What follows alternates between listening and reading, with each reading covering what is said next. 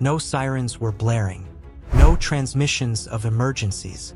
No attention-grabbing headlines. However, the United States abruptly launched one of the gravest military operations short of war, an emergency nuclear readiness drill behind closed doors and through encrypted communications.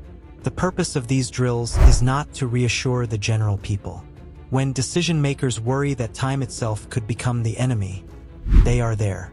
The disturbing question that arises when a nuclear power discreetly tests its capacity to react at any time is, what scenario are they planning for that we aren't being told about?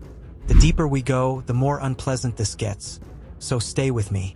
Number 8. This was not a normal drill. Most military exercises are planned months in advance. Personnel know the date, the scenario, and the expected outcome. This drill was different. Emergency nuclear readiness drills are intentionally unexpected, designed to simulate the shock and confusion of a real-world crisis. Operators are alerted suddenly, often during normal routines, and must react instantly as if a nuclear confrontation is already unfolding. Missile crews, bomber units, and command centers are pushed into a state of intense focus where hesitation can mean failure. Every movement is timed. Every instruction must be confirmed through strict authentication protocols. The purpose isn't to practice launching weapons, but to prove that the system cannot be paralyzed by surprise. Because in nuclear warfare, surprise is often the opening move. Number 7. Seconds can decide the fate of millions. Nuclear deterrence is built on time, specifically how little of it exists during a crisis. From detection to decision, the window for action can be measured in minutes. This drill tested whether the U.S. could process information, verify threats, and maintain control before panic or confusion could set in. Imagine radar alerts flashing, incomplete data pouring in, and the weight of irreversible decisions hanging in the air. This is the reality these drills attempt to replicate. The goal is not speed alone, but disciplined speed, ensuring no unauthorized action, no false alarms, and no breakdown in command. History has shown that near-miss nuclear incidents often come down to moments where human judgment saved the world. This drill exists to make sure judgment remains sharp when it matters most. Number 6. The timing is the real story. The most alarming aspect of this drill isn't what happened, it's when it happened. Global tensions are no longer theoretical. Military alliances are expanding, strategic weapons are being modernized, and nuclear language is slowly returning to public discourse. In this environment, misinterpretation becomes deadly. Emergency drills conducted during periods of heightened tension serve as both preparation and prevention. They reduce the risk of accidental escalation by ensuring systems are ready and predictable. But they also act as silent signals to adversaries. Don't assume confusion, delay, or hesitation. When a nuclear power feels compelled to test readiness suddenly, it suggests planners are worried not about intent but about miscalculation. Number 5. The most dangerous weapon isn't nuclear. Technology often gets the spotlight, but nuclear strategy has always hinged on human behavior. Machines follow instructions. Humans interpret them. This drill places extreme pressure on people, not hardware. Operators must follow rigid protocols while adrenaline surges.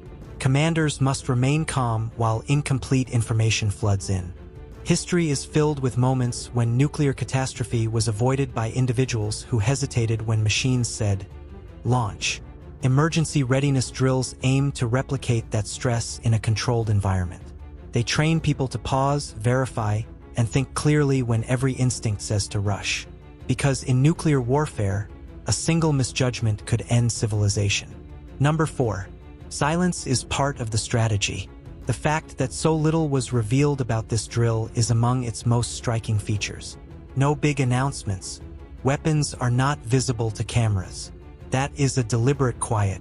Subtlety is key in nuclear deterrence.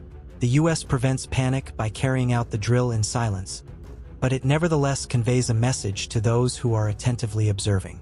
Allies interpreted it as comfort. Competitors interpret it as a warning. It is interpreted by analysts as an indication of a change in the strategic environment. The loudest statements in the nuclear world are frequently conveyed without the use of words. Number 3. Deterrence is about preventing war, not fighting it. Drills for nuclear readiness are not acts of violence, despite appearances. They are restrained actions. Deterrence is only effective when everyone involved feels that escalation will have immediate and inevitable repercussions. The impulse to push limits rises when systems seem weak or unclear.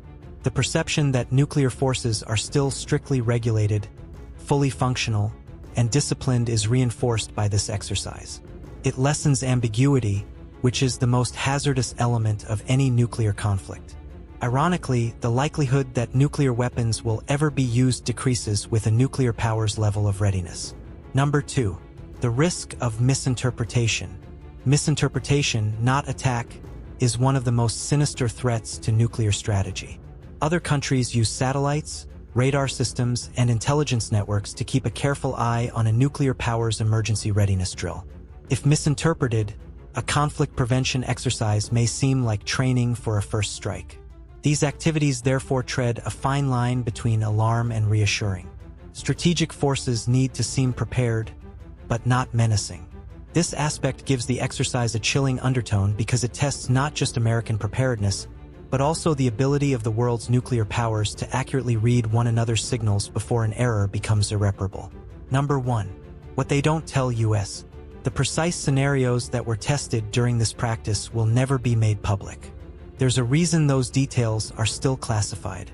However, the drill's very existence indicates that planners are planning ahead, conducting simulations for the worst-case scenarios of the future rather than today's news. Are they getting ready for a miscommunication-driven crisis? A breakdown in technology? An abrupt escalation that prevents any opportunity for diplomacy? We might never find out. One thing is for sure, though, countries don't test their nuclear readiness unless they think the stakes are high. The most crucial choices are practiced in private while the rest of the world watches speeches, meetings, and news reports. This exercise should provoke thought rather than frighten the audience. Since nuclear deterrence is not a thing of the past, it is a dynamic system that is continuously modified in the context of world events. Whether the drill was successful is not the true question.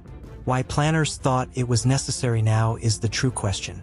If you're interested in further in-depth research on covert military activities, worldwide power struggles, and the tales that take place behind closed doors because in a nuclear world, the next warning might not even be announced. Like the video, subscribe to the channel, and stay aware.